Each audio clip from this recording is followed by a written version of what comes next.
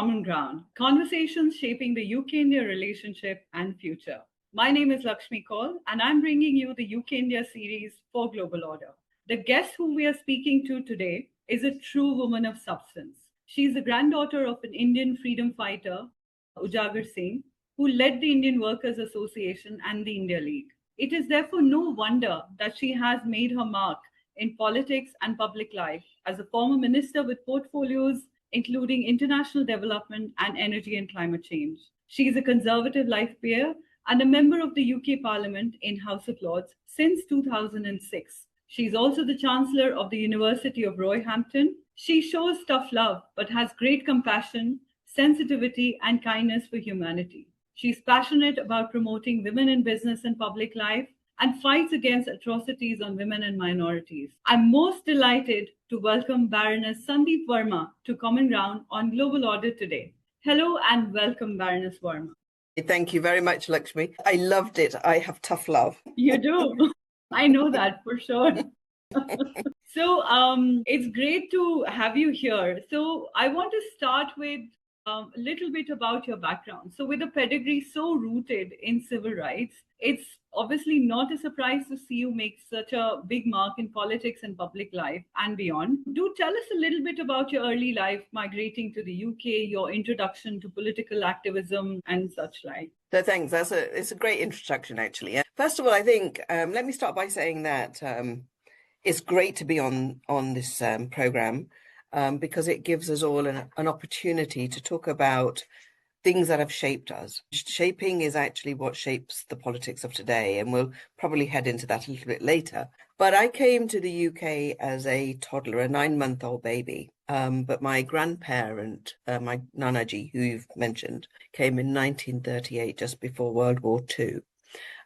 He was from a business background in India, but as you know, India at that time was a colony, colonized by the British. But if I was to say that, many like him understood what the importance of your own self-worth is, the importance of being able to decision make, the importance of being able to take responsibility for your own actions, I think was a real good marker for where every one of us should actually sit back and reflect.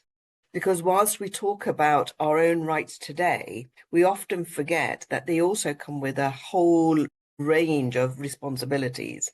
And, shouting at the top of your voices, demanding things, but not giving anything back in return is something that we need to start rethinking, because ultimately service to public life, service within our own families, within our own communities and society is basically a fundamental gain from people like my grandfather, your grandparents, others who've gone before us. So I'm always reflective of what I say about what I'm doing, because what I'm doing is built on the shoulders of standing on giants.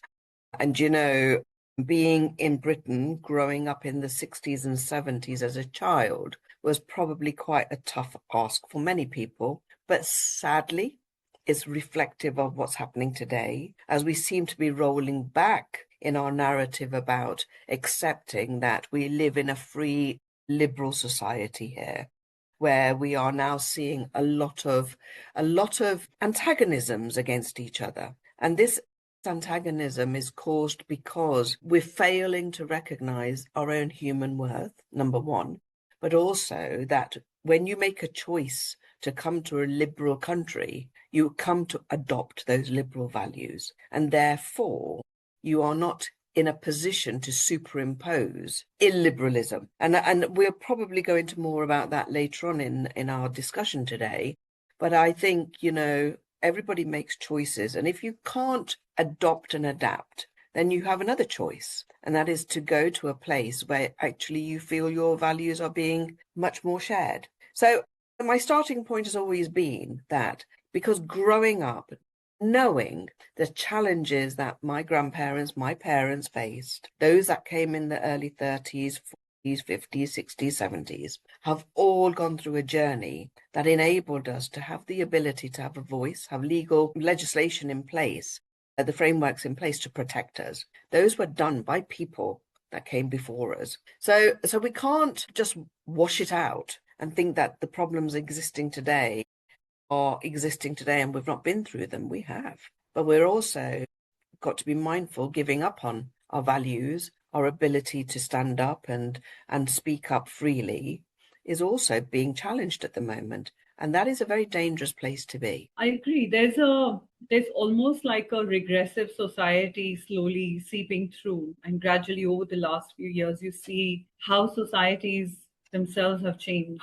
And the worst affected, unfortunately, are women. And I mean, who better to talk about this than you? You've navigated the world of business, politics, the public life, and rightly said that at a time when you grew up in the UK, things were not that easy. Things, in fact, for being a brown person in the UK were not easy. So, I mean, you've managed all this, managing public life, politics, the growing up through those difficult times, everything so efficiently. Of course, when we look at you, you're a role model for many of us. What is your secret? There is no secret. Honestly, there is no secret. I think what I've always wanted to make sure is that I was true to myself, that the color of my skin was not going to be a barrier. My gender was not going to be a barrier for me. Of course, society creates the barriers, but it's for us to be able to cut out those barriers, bring them down, remove them, do whatever we need to do, and not actually create new barriers then for others to have to face. The 60s and 70s were tough. But it was tough for all women. I mean, most people don't remember that women in the UK, white women, had very few rights. I used to grow up hearing stories about, well, it's okay to go home and beat up your wife. And that was normal behavior amongst households because the police would not intervene on things that were known as domestic issues at that time. So it took a group of brave women to be able to start raising that and saying these are unacceptable, that we need safe spaces for women, that it cannot be acceptable that women are being physically abused in their homes. And yet, here we are, 2026, and still in the UK, 1 in 4 women will suffer some form of abuse, whether it's domestic violence or whether it's financial abuse or whether it's coercive abuse. It's abuse. And that's 1 in 4 women in this country, a first world country. Every week, 2 women are killed in this country at the hands of somebody they know. Now, this is quite a horrible statistic to have to keep reminding people that still exists. So the numbers haven't changed, but what has changed is actually where more abuse is coming from. So we've got the internet, we've got social media. So now we've got more tools to actually create more abuse. And so, having watched this on a journey as a child, and I used to love the color of my skin. I mean, I was 1 or maybe 2 or 3 brown faces in a school at that time. And people would say lots of horrible names to me. And because I had to defend myself, I actually became quite proud of the color of my skin. And then I would look into my own history of where my ancestors had been. And it is so rich with brilliant women. I mean, incredible women that date back to the medieval times, but no history books are telling you about them. I don't know what it's like in India, but certainly in the UK, no history books told me about them. And it was only storytelling from people like my mother about Jhansi Ki Rani and all of these great phenomenal women that I actually realized that warriors were not just warrior men.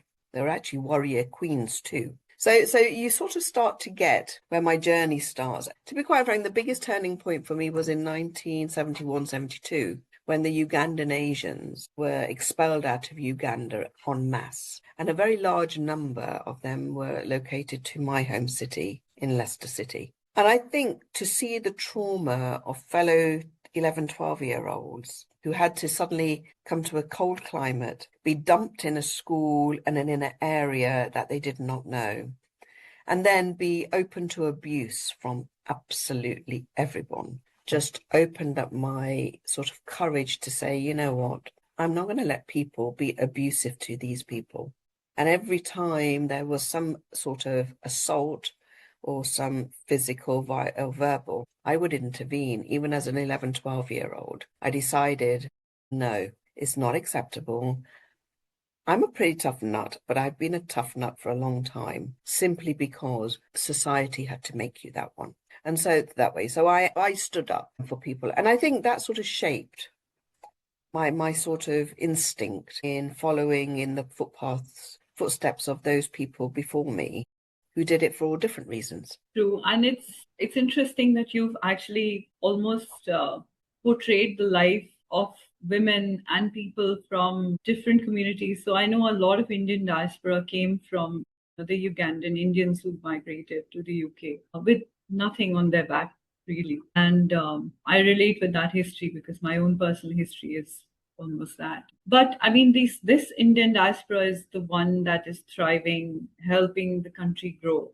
They are the big bosses in the top companies. They are the business owners. They're the ones employing, creating jobs. They're the ones who are making sure that there is discipline, there's law and order, there is adherence to cultural local values, respect to other people, all of these things. And I wonder that, this living bridge that I'm in India right now. So the living bridge between India and UK, but also other countries, the globe, per se, wherever they came from, is that thriving community. What are the challenges and opportunities that this community faces with today? So first of all, I mean, I think globally, it's accepted that the Indian community is law-abiding, by and large. That by and large, it integrates, by and large. That it is a contributor and not a taker, or takes less but contributes more. And I think that that sort of reputation globally is because wherever an Indian's gone, they've tried to add value to the place they've lived in,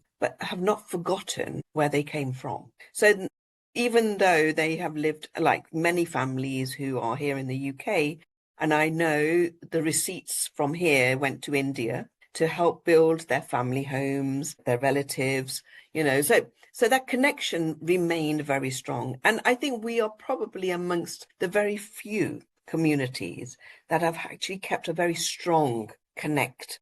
So the living bridge is a perfect terminology for what's happened over generations of people coming to places across the world from India, but still feeling that they have some sort of connectivity with the place of their ancestry.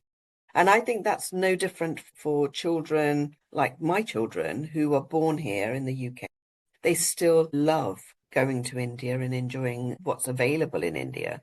But they also have an identity which is very well rooted here in their country of birth. And I think, the fact that my children are very global in their outlook is because they see how actually people who've traveled away from their country of ancestry have managed to go in and thrive. I think we are a community that fears less because our ability is to integrate and accept more. And even when we see a challenge, we don't make it a problematic theme for us that goes on for generations. It actually becomes an opportunity. And, I talk to lots and lots of people from the Indian community all of the time. I often find it so uplifting that even when there's a crisis, they can see an opportunity from it. Their sort of mindset is, well, hang on a minute, there is something that we can do here. So I think we should be really grateful and proud of that. And I think wherever we've contributed, the countries that we live in have also accepted that. I've yet to come across a prime minister in this country who has ever said anything that has been negative about the India-UK relationship on the basis of its diaspora. I mean, government to government, of course, there are always challenges, but because of the diaspora's ability to do what they have done and also give back through receipts to their country of origin, I think shows us in a very good technicolor sort of vision of a diaspora across the globe that is doing well. That's so true. I like what you've said that no prime minister in the UK or anywhere actually has ever said anything bad about the Indian diaspora ever. And it's so true. There's been so much turbulence around the world, the current geopolitical environment. It's been creating a polarized world, but I think we see more polarization today. And unfortunately, less joining up of hearts and minds. I hope that happens too. it affects all of us as we remain in such a connected world. I'd love to hear your reflections on the current political situation and how, perhaps in a more reflective way, how societies will perhaps learn to become resilient through this entire phase, if we do, that is. Yeah, and it's sad. It's really, really sad that, given all the technologies we have, given the levels of education now rising in literally every single country on the planet, the levels of investment that has gone in across the globe, it is incredibly sad to see that decision making by a small number of can have such a large impact on the whole globe. And it always makes me think, first of all, of 2 points. One, that we are still in a world where much of the decision making is made by a small number of people who hold the levers of power and are not therefore challenged enough. And secondly, it always makes me think that where is the female voice in all of the decision making? Because we think differently. We look at problems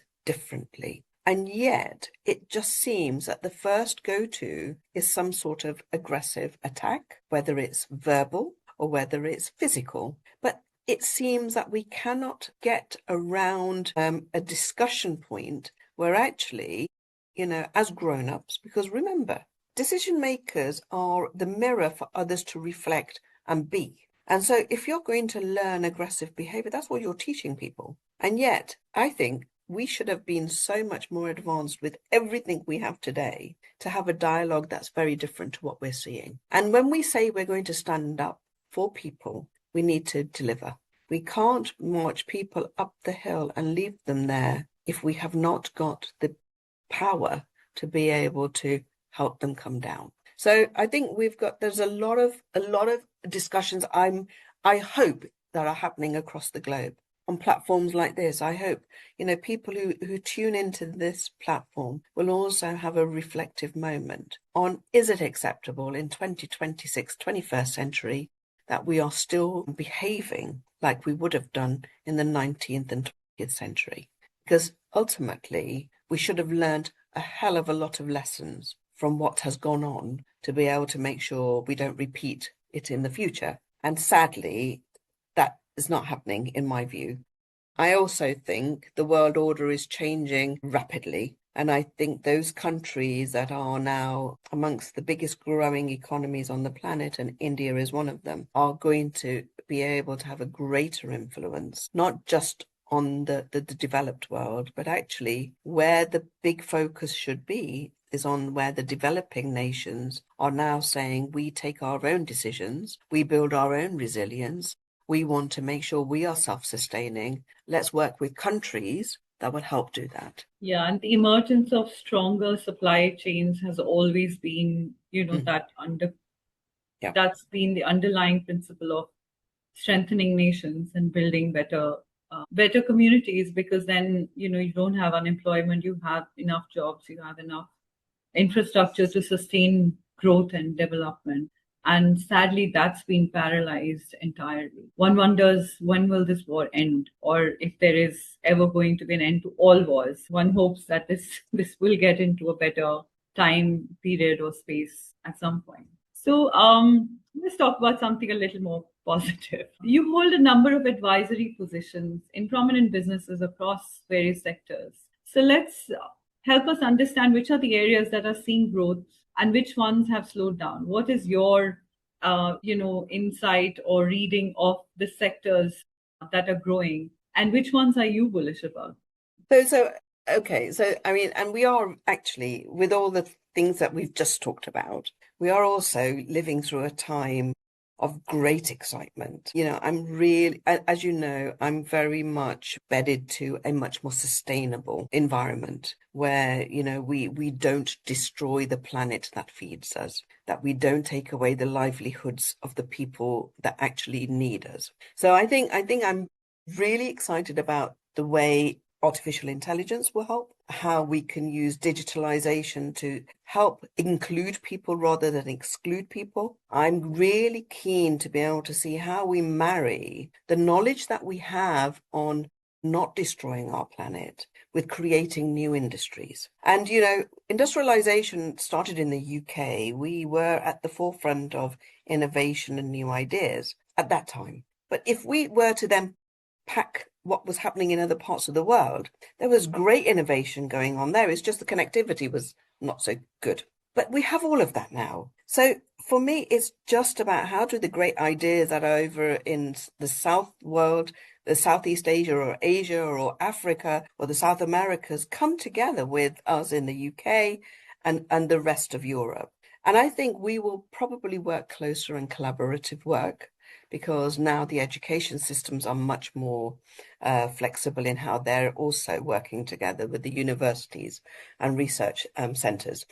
But I do think that, if we are to say what is going to be the exciting things of tomorrow, I still don't think we take away all of some of our traditional sectors, because you still need people-to-people engagement. And whilst I am really, really sort of positive about AI, I'm also one of those who are raising continuously on platforms the importance of social and emotional intelligence being a big part of the artificial intelligence world. I also am very keen that the people who put into the algorithms are not just men or just a typical type of man, and they have to be reflective of the wider population. Otherwise, AI, to be quite frank, will create its own biases, and it will be no different. The world will not change for the better. So I think I'm bullish on those sort of things. And I'm working with a lot of organizations who like challenge. There's no point in taking me on board as an advisor and they're not expecting challenge. There's no point. But there is a point to actually listening to people like me who've been around a long time to be able to say, well, actually, let's see what happens if we do that. You don't necessarily have to adopt everything, but at least check it out, test it out. And so I'm quite keen on that. I also feel that because technology is now available, female entrepreneurship is now much more global. And we've got to be able to help give the tools to the small entrepreneurs across the globe to be able to connect and become part of the bigger supply chain, but also how to make them more resilient to changes, to, some of this chaos that comes down the road. How do we make them manage those things? So there's a lot of work to be done, but I'm very, very keen that we use technology for the better. I want much more digitalization so the biases get removed, because I think bias is built into everything at the moment. Institutionally is biased. So we need to start dismantling that. But I also think the wider thing is that we mustn't fear it. We mustn't fear change, but we must make sure everybody's on the journey. And my biggest fear always is that those who least afford it or those who least understand it end up being on the periphery of everything and benefit nothing. And so we must bring those people in. And I'm so glad that you've mentioned this, the exclusion of, there's on the one hand, you see digital colonization because tech is being developed in only certain parts of the world and that's being sold to the whole world. But it excludes such large masses of people who are not on the digital footprint, those who do not have that, they're not digitally included. So they're never going to be part of this. One wonders if that's a good thing or a bad thing anyways. I mean, people are also opting to choose the slow life. They're also choosing to completely digitalize themselves and just remove themselves from this whole network that you are. I will ask you this though, that thoughts come to my mind many times. What about the governance of AI? Because you are in Parliament, and I'm sure there have been conversations about the governance of AI and management of how this entire modern new tech, advanced tech is going to develop. This machine learning. There's so much that is happening in that space. We're also now thinking of going into space, setting up data centers there potentially. So how do you manage this, and where is the ethical, moral compass in all of this? And that's the critical question, Lakshmi. The UK has been at the forefront of online safety. We've developed a law to protect children online. However, unless it's globalized and accepted across the globe, in itself, does it protect the children more? or not. I mean, the tech companies have got to be held accountable. And I know the recent case in America has highlighted the fact that, some families are now beginning to take this up. I think actually there needs to be much more pressure on all of us to demand higher standards. It can't be left just to governments. It can't be left to tech companies to self-regulate. It cannot be left for parents, in the case of children, to understand how to navigate often very fast-moving, very complex technologies. So how do we bring those discussions together? And I think one of the things that, I was in a conference yesterday, an interesting conference around healthcare and AI and digitalization and the exclusion of people from it, whether it's through age or whether it's through, access through disability or access through economic means. And one of the things that really was highlighted to me was how people were operating in very separate silos. So even different parts of the health service were operating separately. And I think there is some real big work to be done on how do you build partnerships and collaborate. The second thing I think we've got to stop trying to do is trying to make it a one fix for everything. So where we talk about AI and the impact it has on children, it should not be beyond our realms to demand from tech companies that there should be instruments that are only available for children under the age of 16 or 18 or whatever it is you put. And that those instruments are the responsibility of the parent. So the parent is responsible, but the parent is now in a place where they understand that only these technologies are accessible. So I think, we've allowed technology to run away with itself and got super excited that we're going to have things cheaper, easier, quicker. But what we've forgot to do is to actually hold people accountable to some of the things that are the unintended consequences. And, when we're legislators, part of our questioning is, what are the unintended consequences? And that's why you need people who have experiences in other things to be legislators, because you need them to be able to say to people that what is the downside of something that you're promoting as having a very good upside. So yeah, it's super exciting, but at the same time, you said, people may want to self-exclude themselves from being a digital warrior or whatever they're called these days. But does that make their life any better? Well, you can't. If access to healthcare is digitalized, if access to any service, whether it's water, you can't exclude yourself if the system is all making you be included. So it's that marriage that you've got to be able to make. And I think there is a lot of marriage guidance that is required on these marriages. Absolutely. So one might think that you're disconnecting, but you can't be so disconnected because you're not. You are relying on those services. When you're good and you're healthy and you're fit, everything's fine and you can, you can just get by. But then you can't rough it out when you're feeling frail and not that strong and not able to fend for yourself. So it's always going to be a moral dilemma. Yeah. So also the world of work is changing, right? It's changing so fast that it's hard to keep up. It's a constant catch-up game. The advancement of technology, AI, automation, they've transformed the way everybody's doing business. And now how companies are employing workforce as well. There's automation almost everywhere. So take us through the good, bad, and ugly aspects of this metamorphosis. I think let me start with the bad. I think the bad is happening too quickly. I think the bad is that we are not having those conversations that are saying not everybody's in the fast lane. And with the bad is that people are in the fast lane are making huge amounts of money, becoming incredibly powerful, and there is less challenge because they are incredibly powerful. So that's the bad part of it. The good part of it is the ability to be able to let everybody be part of the wider conversation. And the wider conversation enables us, like I said, if I'm sitting in the UK, to be able to negotiate a business contract with somebody sitting in East Africa, West Africa, South America, India, wherever. So I think we've got to be able to accept that if we are wanting to have the good, we've got to deal with the bad.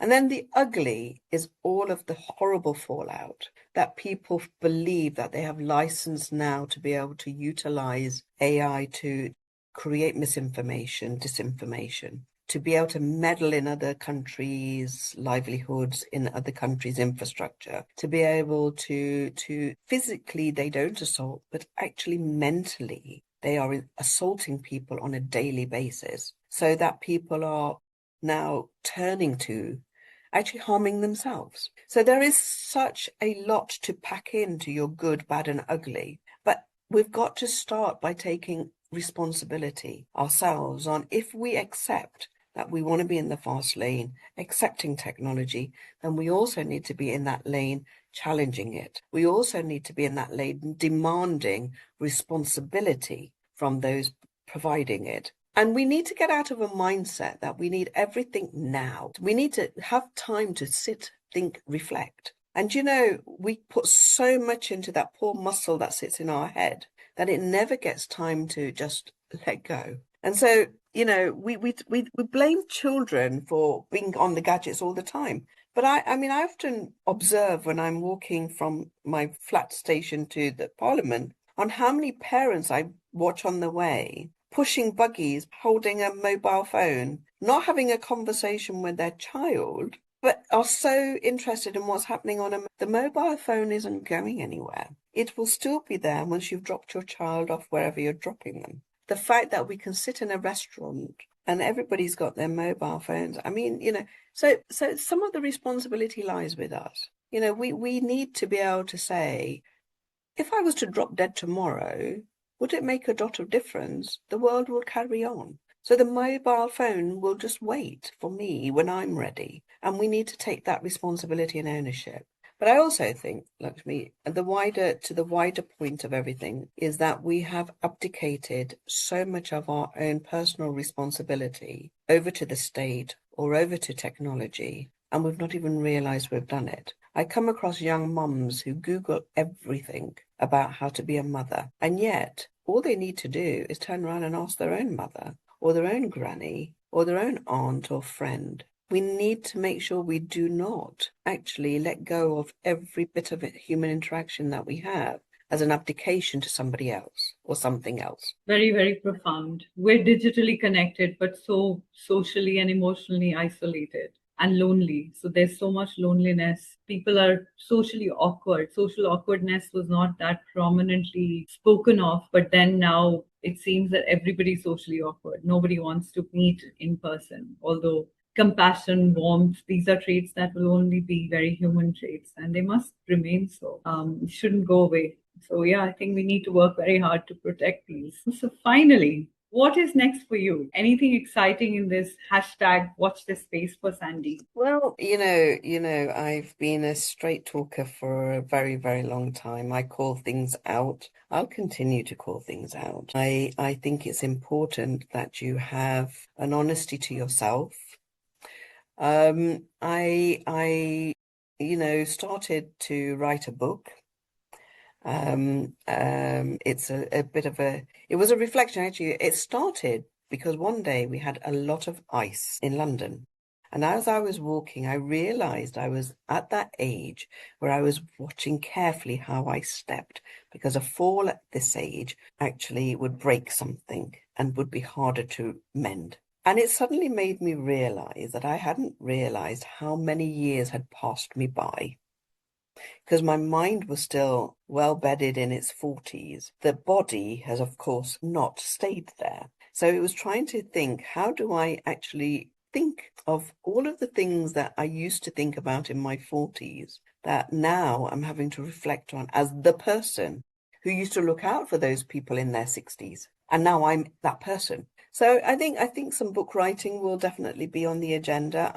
I'm being asked to do a lot of work on platforms. I have just, and watch this space, I've just started a podcast where I am interviewing lots of incredible people. It's called Bosscast, of course. Why wouldn't it be? But it's really about, Lakshmi, my whole point in life, I think, has been, how do I ensure that I can provide a platform for others to have a voice that is worth listening to? is worth hearing. And because I've been gifted the privilege of being a successful businesswoman, a successful politician, and successful, I think, in it, because my own self-belief is always that I'm the only person who can knock me down. Everybody else is knocking me down is really irrelevant to me. It's me who can actually sees all my own frailties. So I will be the person who stops me. And so I think my sort of next challenge to myself is